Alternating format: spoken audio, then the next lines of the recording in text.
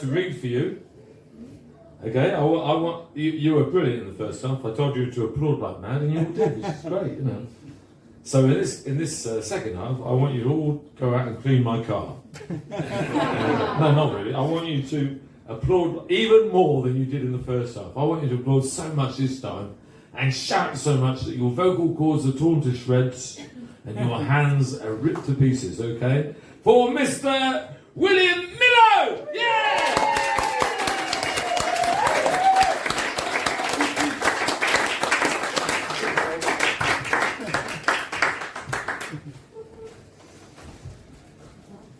It was one of those mornings that are so familiar to us gentle folk of Jersey, almost our birthright they are. There I was again, off to France for a long weekend. The Brittany town of Rennes was my ultimate, more than familiar destination, geographically only a stone's throw away for us Jersey beans. After all, St Malo is a mere 70-minute ferry ride away, followed by a brisk 15-minute walk to La Gare, then 60 minutes on the train and Bob's your uncle. The journey had lately become a rather well-trodden path for me. My knowledge of the French language is shameful and could best be described as should have tried harder.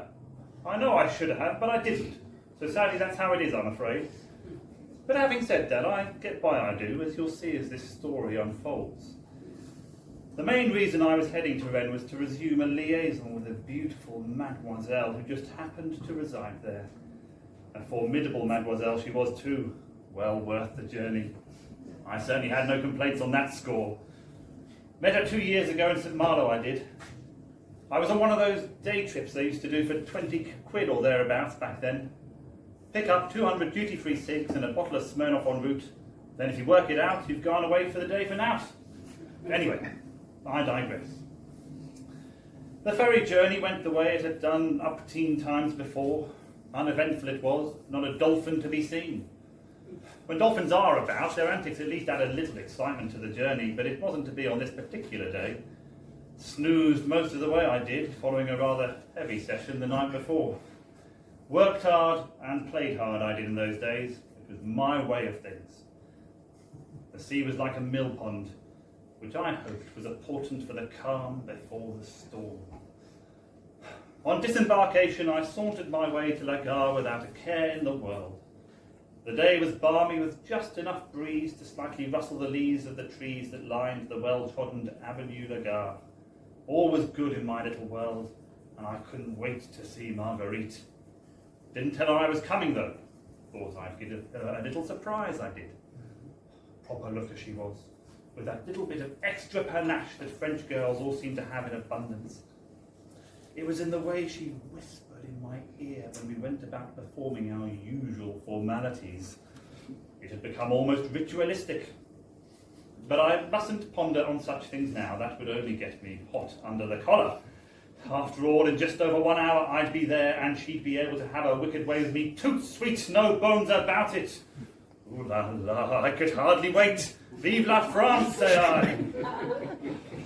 It was a long bank holiday weekend too. What more could a man ask for? I gave my heels a little anticipatory gambling click before entering the Gare de Saint-Malo. At that particular moment in time, I had never felt so brand new. On entering the railway station, I couldn't help but notice it seemed rather busier than is usually the case. In fact, the place was chock-a-block. Still, with no more to do, I joined the end of what I surmised was the French idea of a queue. In fact, it took me quite by surprise, it did, as the French are not noted for their orderly queuing in the way we Brits are brought up to do. Yet, I must say, at first glance, it seemed like a valiant effort on their part in trying to be a little orderly. But what let the side down for them, as I couldn't help but notice, was their sour-looking faces, which seemed to be par for the course around here. I know the French are not noted for their jovial demeanour like the British are, so I always make allowances for them. They can't help it, you see. It's just the way they're built. But they're all right, really. Particularly so the ladies. Anyway, when joining the queue, I beseechingly smiled at one or two of them in an attempt to show a little entente cordiale, but I'm afraid to say my efforts were not in the slightest way reciprocated. In fact, the whole lot of them were en bloc more stony-faced than was usually the case. So I thought, fuck you too. I kept stum, I did. I mean, in the UK, a queue such as this could just as easily turn into a hokey cokey or conga line. You see, us Brits like to make the best of these things. Not like this bloody sour-faced lot. But don't say out, Tom, I thought to myself, because Marguerite reckons that some of her fellow frogs are not too keen on us Brits. Can't think why. However, not all of them are anti-British. In fact, most of them don't give a merd where you come from. But today seemed different to my other French away days. Hard to put my finger on it was. So, after putting it to the internal vote, I just blindly went along with the flow of things and diplomatically stared blankly straight ahead. The queue was moving at the pace of a snail. Speaking of which, they eat them over here, they do. Escargot, they call them. Never eaten them myself, though. I mean, how could you? But the French are like that, I'm used, keeping my thoughts to myself. Eat out, they will. Think about it. Have you ever seen any plump pigeons ambling their way about French city squares like you see in ours? Of course you bloody haven't, because they eat them, they do. In the markets, they have what they call pigeonaires, where they have dozens of pigeons' corpses turning on their spits. You see, barbecued pigeon is day-to-day fare over here. Sell them like hotcakes, they do. These were just a few of the ideas going through my mind at the time, which in no way was following my usual train of thoughts. By then, I'd been in that bloody queue of disgruntled commuters for all of 50 minutes. 50 minutes, it must be said, is not far short of the time the train usually takes to get to Rennes. Anyhow, there seemed a little light at the end of the tunnel, because the number of sour-faced queuers in front of me was now down to just 2. One of whom was gesticulating, arms flailing in no uncertain terms to a rather harassed-looking member of staff. Unreasonably so, I thought, but who am I to judge? Meanwhile, the queue behind me had now grown like Topsy, which was nothing to do with me, because now I was nearly at the head of it. In the shake of a lamb's tail, I'd be on my way, I thought. Hip hip hooray, I was going to say, but best say now, I thought, because I could now see the whites of the ticket vendor's eyes. This didn't endear me to him at all, but I didn't care, because I guessed I was only seconds away from having a return ticket in my hands. Then it happened. It was my turn. I must say, the guy behind the counter seemed to have the demeanour of a disenfranchised common warthog. This didn't worry me, as I was now beyond caring. Opening with a cursory bonjour, I then hit him straight between the eyes, figuratively speaking, of course, with my well-rehearsed French sentence, which I thought I got off tea, which went more or less like this. Je voudrais aller à Rennes, s'il vous plaît. Well, I tell you, never had I seen such a thunderous face as the one then set before me. He didn't answer my request in the normal way of things. Instead, he sort of rocked back in his chair and stared up to the ceiling as though seeking some sort of divine intervention. Then, after a pause, albeit reluctantly, he came back down to earth and returned to the job in hand, which was me. Then he sarcastically, I thought, replied as follows. Aujourd'hui? To which I replied as politely as I could under the circumstances, oui. Quite a straightforward request, I thought. Felt quite pleased with the fluency I had shown towards him. Polite too, I thought. But no, he was having none of it. In fact, his reaction to my simple request was quite extraordinary, to say the least. He Hamlet-like threw his arms in the air and proceeded to rant at a rate of knots like a man possessed. I had no chance of deciphering his words, but I did catch the odd derogatory anti-British remark leaving his lips, such as roast beef, merde, that sort of thing. Then, without so much as an excusez-moi, he got up and left. I saw him gesticulating dramatically in no uncertain terms to a female colleague. Then, with a grand slam of the office door, he was no more. This theatrical, petulant performance had, firstly, caused an air of certain merriment, which was now permeating its way around the French queue, which had disintegrated into a sniggering mass of snail-like frogs. In fact, it seemed that the whole gare was now alive with a state of jocularity. apart from me that was, as I forlornly stood scratching my head in complete bemusement, wondering what the fuck was going on. Then, amid the now happy but cackling throng of customers, the deserter's colleague looked my way. With a shrug of her more than ample shoulders, she ambled towards me. Playing to a gallery of perhaps 100 eager heads, she began to address me in word-perfect English, with a clarity that could, I'm sure, be heard in the furthest corners of that fucking station. If the truth was known, I would rather if it had been kept between her and me. But it was too late for that. She was on a roll, she was.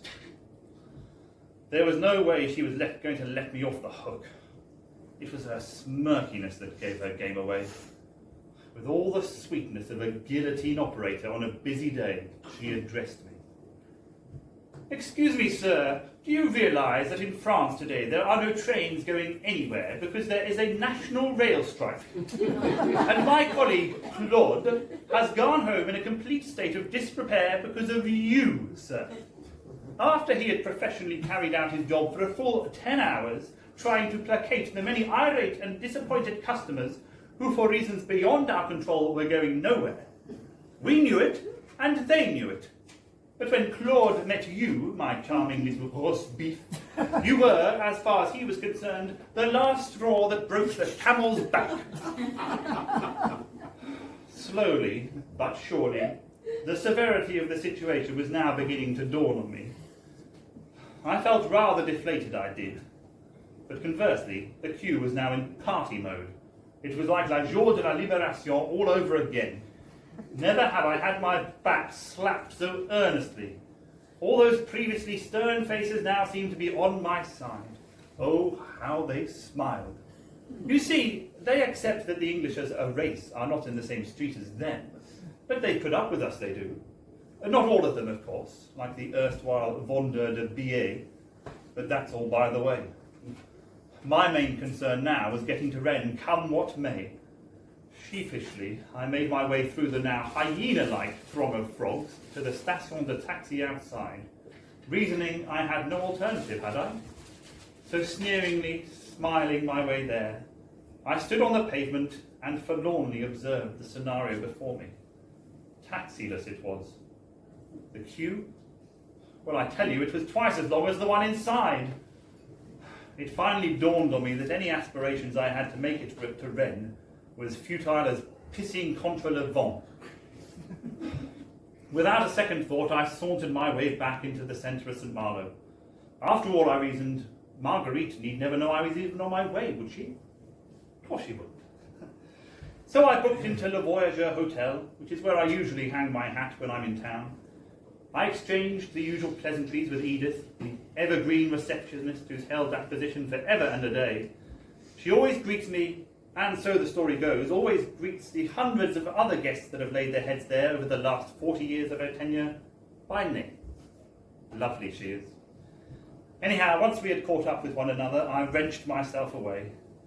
Casting aside all the negative vibes that had plagued me for the last few hours, and with a newfound spring in my step, I made my way along the Route Fliquet, which was en route to my favourite pub in the whole of France, La Belle Époque. Coincidentally, it is where my favourite bar person also presides. Adele is her name. Very kind she is, and speaks reasonable English too. In fact, the last time I was there, we hit it off like a house on fire, we did. Yet that initial meeting was cut short, as I unfortunately had a boat to catch. But as I was leaving, she blew a kiss to me and waved a stick of celery at me in a charming farewell gesture. It was a memory that from that day to this has remained etched in my brain. When I entered the bar, she gave me a look in the way only the French mademoiselle can do. I wouldn't say she was all over me, but I got the feeling that if I played my cards right, I could be in with half a chance. It was the celery sticks in a jar on the bar that first drew me into a flirtatious conversation with Adele. You see, it transpired that, like me, she was quite partial to a stick of celery.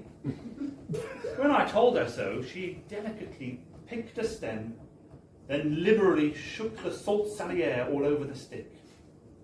She then gave it the most sensuous of kisses, ogled it for a few seconds, then with great ceremony presented me with that branche de céleri. Juste pour toi, she said, whilst giving me the longest, leeriest wink known to man. Because the bar was quiet at this time of the day, she followed the same procedure with a stick for herself. So, there we were, happily munching away on our celery sticks. In the beginning it didn't seem in any way untoward, for the first 5 minutes or so that was. But slowly and surely, the temperature between us began to rise to an almost unsustainable level. You see, it was just the way she was nibbling her wicked way through that there branche de celery that drove me to distraction. In fact, I was becoming so hot under the collar that I thought of asking her to eat the bloody thing sideways, I did.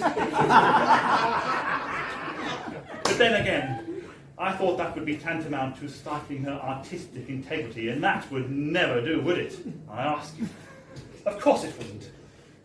I had never thought of celery sticks having any sort of aphrodisiac qualities until that day of the national strike de chemin de fer. A feeling of utter contentment poured over me as we both munched our celery sticks in absolute rhythmic unison. My whole being was transported to some other planet as she devoured the very last bit in one delectable mouthful.